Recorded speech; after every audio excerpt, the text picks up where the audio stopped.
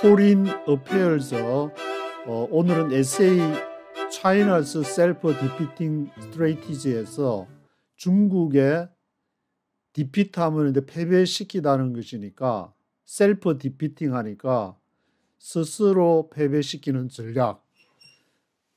뭐 해석 분석이 맞는지 모르겠는데 스스로 폭망하는 전략, 중국의 폭망 전략이라고 해야 될까, 그런 제목이 있어가지고 제가 이제 먼저 번역기를 돌려가지고 한번 쭉 읽어봤는데, 다 읽어보고 나서 피가 거꾸로 솟는 듯한 그런 좀 이렇게 경험을 하게 됐습니다.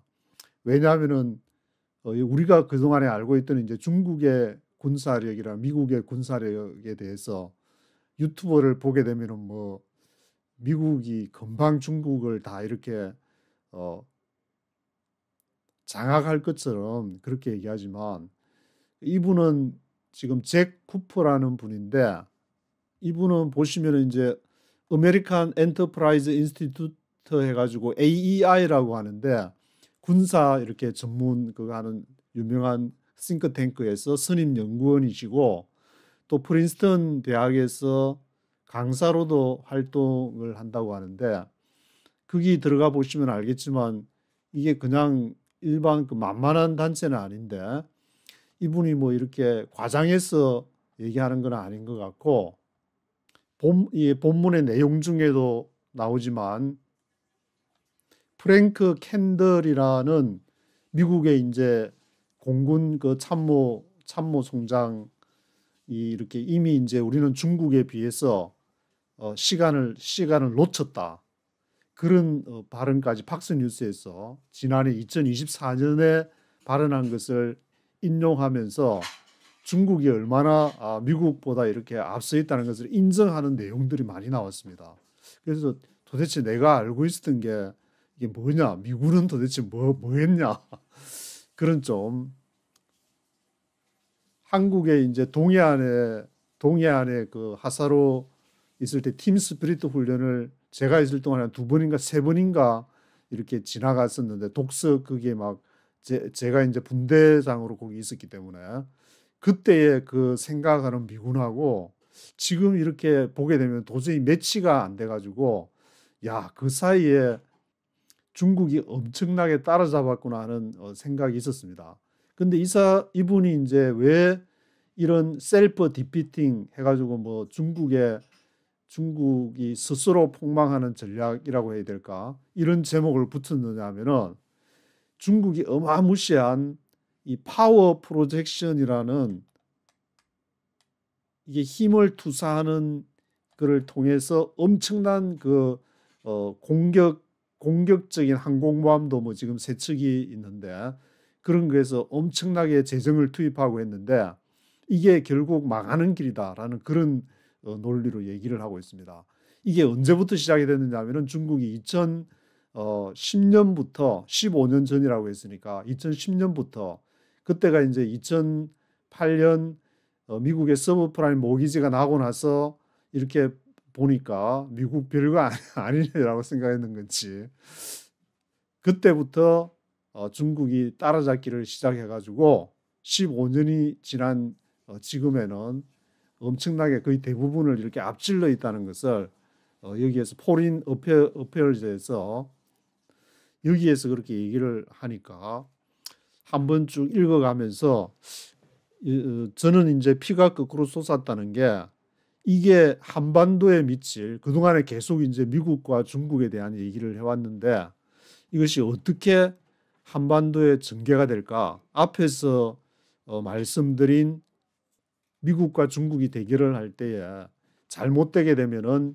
가장 큰 피해를 입게 되는 것이 대한민국이라고 말씀을 드렸는데, 그것이 이제 7배에 달하는, 미국의 피해 7배에 달하는 피해를 가지게 되기 때문에 정신 바짝 차리지 않으면은 엄청난 재앙이 올 수 있는 그런 상황이, 아직 실감을 하지를 못하고 있는 분들이 많은 것 같아서, 또 이렇게 얘기하면은 댓글에다가 여보시오 하면서 댓글 쓰실 분이 있을지 모르지만, 이제는 뭐 누가 어떻게 짓든지 간에 이런 것을 포린 어페어나 CFR이나 큰 어떤 이렇게 전체 구도를 바라보는 그런 잡지나 그런 자료들, 싱크탱크, 이제는 인공지능이 있으니까 나는 영어 못해서 그런 거 몰라, 그런 얘기 하지 마시고 직접 한번 돌려가면서 실감을 해야 될 때가 아닌가, 그런 생각이 들고 있습니다. 그렇지만 미국의 전략은 희망을 어디에 갖고 있냐면은, 전에 중국이 2010년 이전에 방어 전략으로 할 때는 많은 돈이 들어가지 않았는데 공격 전략으로 나가면서 엄청난 돈이 들어가고, 지금 국내에서는 뭐 소비도 부진하고 그런 경제적인 문제를 안고 있는데, 미국은 지금 이제 레플리케이터 이니시에이티브라는 그런 것을 이렇게 추진하고 있는데, 그게 페이스 1이 올해 이제 8월 달까지 뭐 드론이라든지 미사일이라든지 방어할 수 있는 그런 무기를 엄청나게 많이 만들어내 가지고 그게 이제 배치를 시켜 나가는 게, 일본에서부터 필리핀까지 그런 얘기도 이렇게 나오고 하기 때문에 한 번 쭉 이것을 읽어가면서 한반도에 어떤 영향을 미칠지를 그 생각을 한번 해보면 좋지 않을까, 그런 점에서 소개를 해드리려고 합니다. 여기 이제 중국의 전투기들을 먼저 이제 사진을 싣고 쭉 해나가는데, 제가 한글로 이렇게 번역한 것을 먼저 주요 내용을 읽어드리고, 그다음에 영어로 보실 분은 이렇게 영어로도 한번 지나갈 테니까 멈춰서 영어로 하나도 안 빠뜨리고 다 이렇게 포린 어페어스에서 싣는 그 영어 원문이 다 있으니까 한번 쭉 보시면 좋을 것 같습니다. 중국의 군대가 이제 빠르게 변하는데 15년이라는 내용이 나오고 있습니다. 지난 15년 동안 해외에 영향력을 행사할 수 있는 군대를 개발하는데 엄청난 돈을 투입하고, 지금은 항공모함 3척, 상륙함 함대, 이것을 보유하고 있는데, 이제 2017년에 중국이 지부티에 최초의 해외 군사 기지를 오픈을 하게 됩니다. 여기 이제 지부티가 여기 있는데, 북쪽으로 이제 아라비아 반도가 있어가지고 예멘 아래쪽에, 그리고 아프리카에는 여기 에티오피아, 소말리아가 오른쪽에 있는데, 그 아덴만과 홍해 사이에 있는 지부티에다가 2017년도에 최초로 해외 군사 기지를 열었다고 얘기를 하고 있습니다. 그래서 중국 선박이 캄보디아에서 스리랑카에 이르는 인도 태평양 전역의 항구에도 정박을 해 있다. 그래서 그것도 구글 지도로 하나 가져왔는데, 캄보디아에서 인도 스리랑카 아래쪽에 있는 이 지역, 여기가 이제 벵골만이 되는데, 이 벵골만과 이쪽 지역, 이 지역에 걸쳐서 중국의 선박들이 정박하고 있다.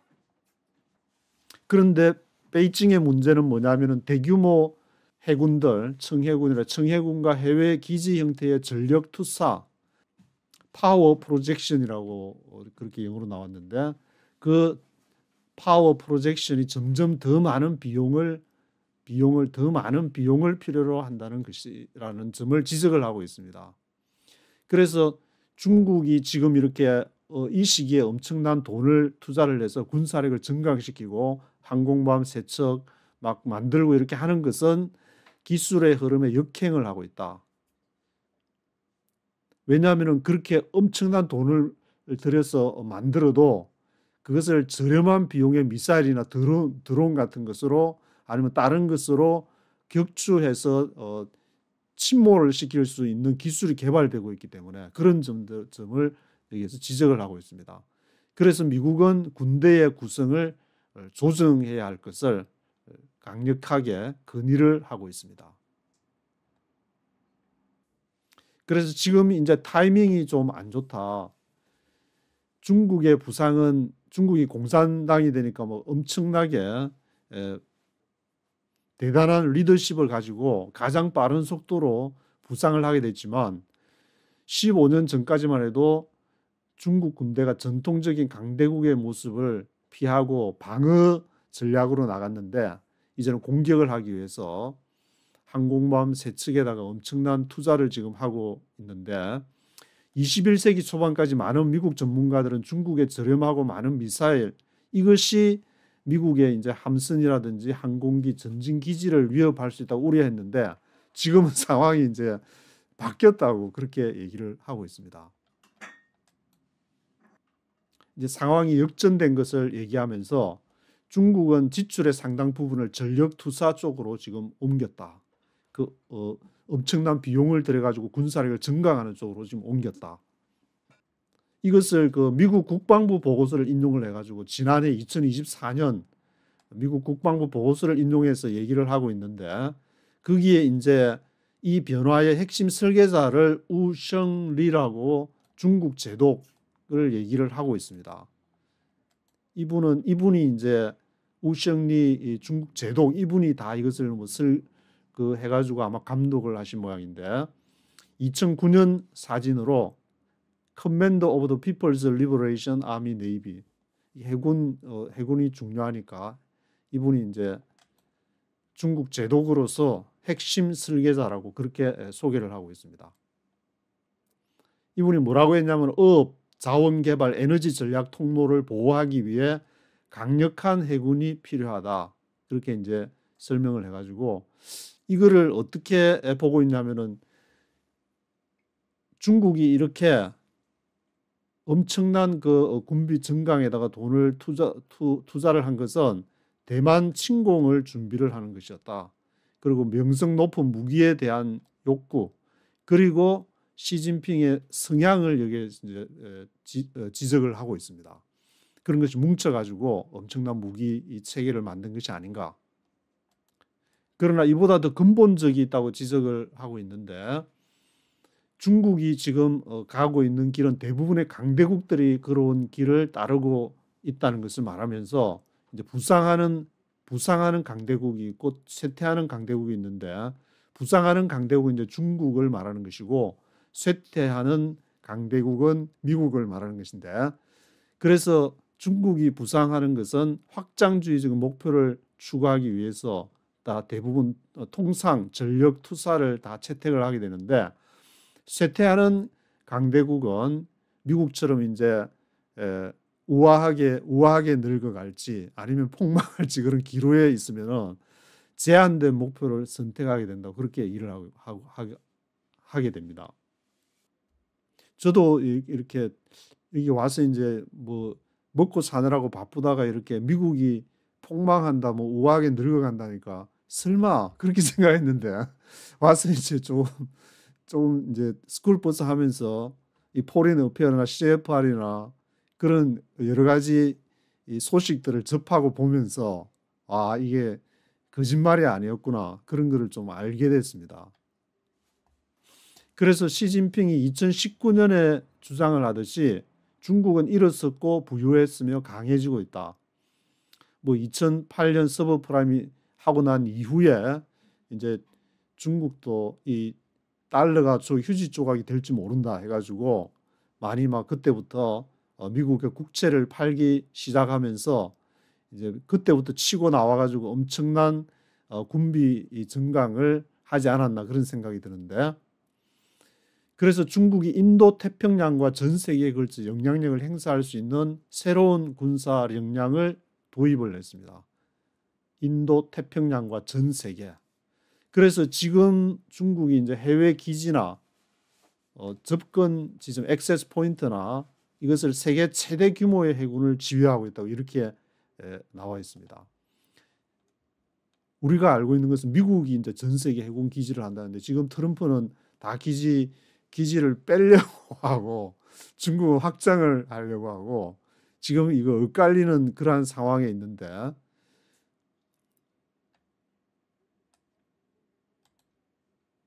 그래서 안타깝게도 이게 중국 정부가 이렇게 시기를 잘 만났으면 또 모르겠지만 잘못된 시기에 전력 투사를 감행하고 있는 것이 지금 이제 문제다.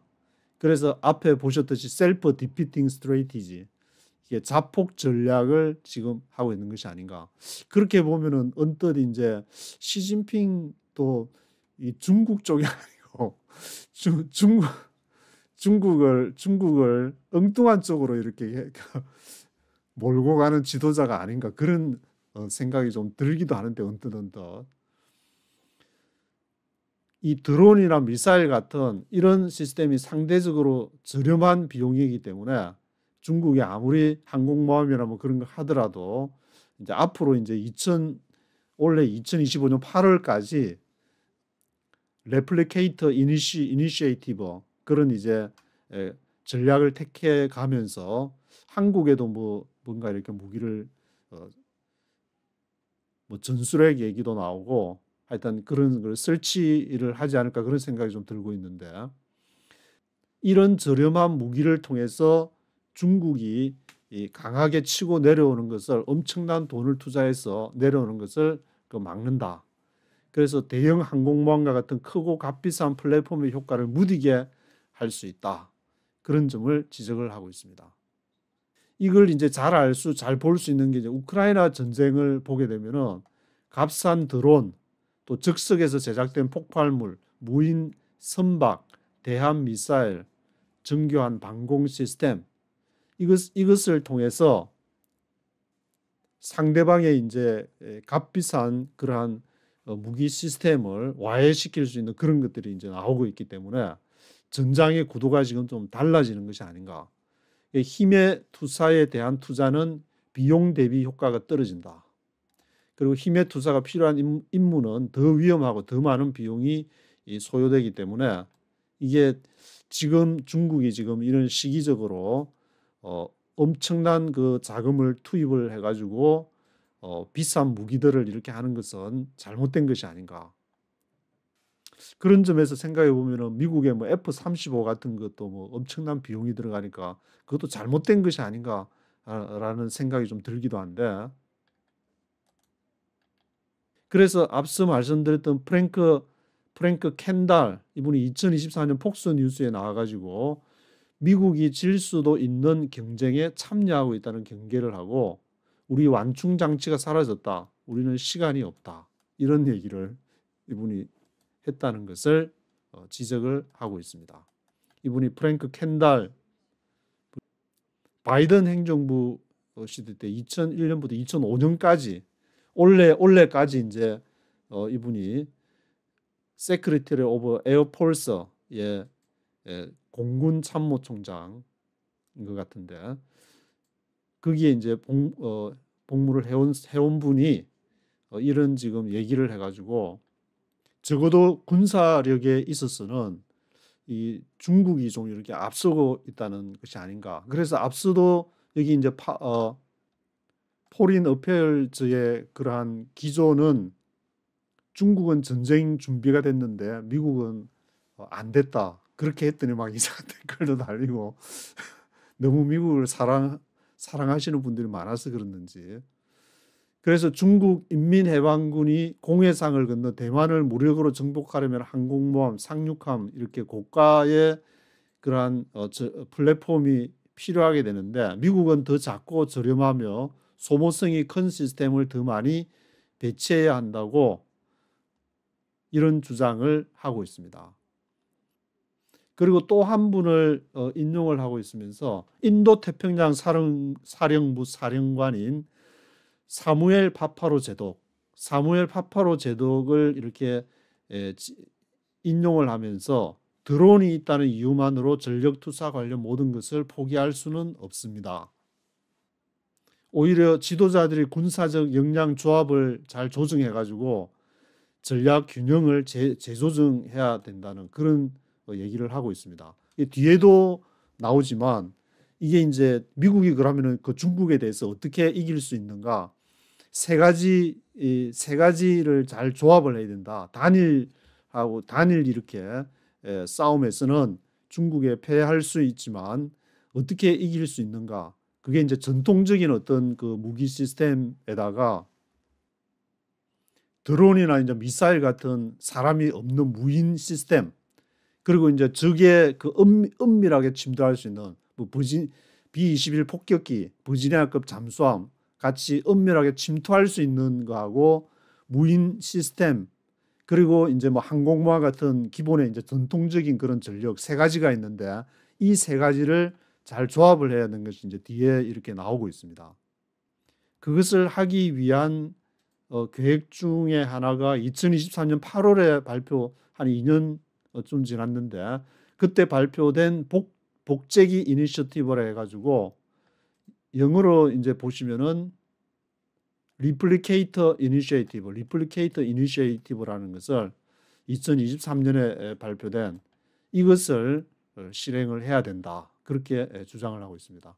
그래서 구글 제미나이에다가 제가 이제 리플리케이터 이니셔티브를 이렇게 치게 되니까 쭉 미국의 이제 DoD 국방부에 의해서 진행이 되는 건데 뭐 여러 가지 이제 inexpensive 비싸지 않은 그런 그 저렴한 무기들을 in large quantities 많이 만들어 가지고 그것을 하는데 특별히 중국에 대항한다는 그러한 내용을 담고 있습니다. 리플리케이터 이니셔티브가. 그래서 이것을 이제 주도하는 key role in leading the replicate initiative. 이것을 이제 그 가장 핵심적으로 주도하는 단체가 어디냐면은 디펜스 이노베이션 유닛이라고 DIU라고 있는데 저도 이제 일주일에 한 번씩 여기 이제 들어가시면은 디펜스 이노베이션 유닛 이거 인터넷에 치시면은 사이트에 들어갈 수 있는데 거기서 메일을 이렇게 받으실 수가 있으니까 보면은 이제 새로 이노베이션 혁신적으로 무기를 이제 개발해 가지고 하는 그러한 내용들을 미국이 어떻게 진행하는지를 이게 핵심적으로 이 DIU가 이것을 하고 있다고 그렇게 얘기를 하고 있습니다. 이분이 이제 사무엘 파파로 분이신데 저도 1964년인데 같은 64년생 용띠 태어나가지고 미국의 어떤 전략적인 균형을 주장하는 사무엘 파파로 이분을 또 소개를 하고 있습니다. 그래서 앞에 말씀드린 여기 이제 미국이 세 가지 분야를 잘 조합을 해야 되는데 이 드론이나 미사일 같은 소모성 무인 시스템 하나 하고 B-21 폭격기나 이제 버지니아급 잠수함이 은밀하게 침투할 수 있는 그런 침투 플랫폼 하나하고 그리고 항공모함 같은 이제 전통적인 어떤 이 전력 투사 이 세 가지 유형을 서로 잘 조합을 해서 서로 간에 협력을 해야 되는데 그래서 요즘에 일론 머스크가 국방부도 이제 막 개혁을 한다고 해임을 시키고 지금 트럼프가 그런 일들이 어저께인가 또 중요한 사람을 해임을 시켰다는 그런 기사가 나와서 막 미국이 지금 이렇게 정신없이 지금 막 이렇게 230만 명의 연방 공무원 중에서 한 30%가 해임이 될 거라고 그러니까 거의 한 뭐 70만 그러면은 70만 가까이가 지금 해고가 돼야 되는데 뭐 여러 가지 하여튼 놀랄 일들이 올해 많이 발생할 것 같다는 생각이 들고 있습니다. 그래서 이러한 기능을 적절하게 조합하면은 인도 태평양에서 중국과의 전쟁이 어떻게 전개될 수 있을지 상상을 할 수 있다. 미국도 이제 일본이 그 제안한 인도 태평양 그런 전략을 지금 사용을 하고 있지만 거기에서 이게 중국과 부딪히게 될 경우에 미국과 이제 동맹국들이 처음에 해야 될 일은 많은 수의 소모성 시스템을 이렇게 배치를 해가지고 미사일, 드론, 지뢰 이거를 이제 일본에서부터 필리핀에 이르는 대만도 포함해가지고 일본, 대만, 필리핀 뭐 이런 지역 또 그 내부라고 얘기를 하는데 그 안쪽으로 이것이 배치가 돼야 된다. 그래서 미국이 지금 한 2027년, 2027년 정도까지 이렇게 분산시켜가지고 각 그걸 진행을 지금 하는 것으로 제가 알고 있는데 다음에 또 그런 소식이 이렇게 뜨면은 또 알려드리기로 하고 이러한 DIU에서는 이렇게 값싸고 효과가 있는 그 전력들을 많이 배치하는 그리고 올해는 8월 달까지 2025년 8월 달까지 많은 무기들을 지금 생산하는 것을 목표로 하고 있는 것을 얘기를 하고 있습니다. 그래서 만약에 이제 중국과 붙을 경우에 소모성 시스템이 중국의 초기 공격을 복잡하게 만들면은 은밀하게 장거리 비행하는 항공기, 핵동력 잠수함 뭐 이런 것으로 해야 되는데 여기 조심해야 될 거는 미국이 항공기하고 이렇게 잠수함의 수가 중국보다 상대적으로 적기 때문에 신중하게 사용을 해야 된다. 함부로 잘못 판단 미세에 가가지고 뭐 몇 대 이렇게 격침 당하고 뭐 그럴 경우에는 완전히 끝장나는 거니까. 그래서 항공모함이나 수상함, 미국의 전통적인 무기 체계, 중국의 남은 함선 항공기를 몰아넣고 보급로를 위협할 수 있다. 이 세 가지를 이제 함께 사용해야 승리할 수 있다는 그런 내용을 쭉 전하고 있습니다. 그러면은 왜 미국 군대는 왜 이 지경이 될 때까지 이렇게 왔느냐? 이거를 설명하면서 지도자들은 보통 국가의 상대적 권력 변화에 둔감하다. 이게 자신이 이제 정치, 특히 미국 같은 경우에는 이제 한번 대통령 당선되면은 이렇게 4년 해서 이제 자기 한 번 더 해야 되니까 그거를 생각하다 보면은 이런 변화의 보고나 그런 것을 스타디하기가 쉽지가 않으니까 그동안에 미국은 이제 오터바터, 오바마, 트럼프, 바이든, 트럼프, 오터바터 하니까 외우기가 쉬워가지고 저는 그렇게 생각하는데 오바마, 트럼프, 바이든, 트럼프 하기에 트럼프가 다시 이제 트럼프 2.0을 맞이해가지고 했는데 이 지도자가 중요하다는 얘기를 하면서 이 새로운 지도자가 국방의 분야에서 합의를 이끌어내야 되는데 이게 수정된 국방 정책이 상대적으로 권력 변화에 거의 항상 뒤처지고 있다. 미국도 이제 예외는 아니다. 이러한 점들을 얘기를 하고 있습니다. 그런데 지도자들이 야 이거 안 되겠다. 이제 우리 이제 이러다가는 완전히 이 중국한테 거덜나겠다. 그러면 심각한 외부 위협을 인식하면 국방 개혁을 가속화한다고 얘기를 하고 있습니다. 트럼프 행정부는 중국이 제기한 위협을 우선순위에 이것을 딱 두고 이제 워싱턴에서 그런 지금 논쟁을 전환하는데 도움을 주는 것뿐 아니라 완전히 막 그 연방 공무원부터 국방부부터 지금 이제 손을 지금 대고 있는 그런 상황인데 따라서 실제 국방 개혁의 가능성을 평가할 때 개별 지도자의 신념, 성격, 인식이 매우 중요하다. 그래서 군산복합체에서는 트럼프를 밀어줘가지고 그렇게 된 건가 그런 생각이 들기도 하고 그래서 이 트럼프뿐 아니라 미군에 대해서도 지금 국방부라든지 미군도 개혁이 필요하다는 것을 인정을 하고 그에 따른 정치적 위험을 감수할 수 있는 지도자가 필요하다는 점을 강조하고 있습니다. 이런 식으로 그 미국 군대가 이렇게 좀 세상이 지금 어떻게 변하는지를 알고 또 좋은 지도자를 만나가지고 중국이 역류하는 물살을 거슬러 올라가는 것처럼 역류하는 물살을 헤엄칠 수 있다. 누가? 미군이.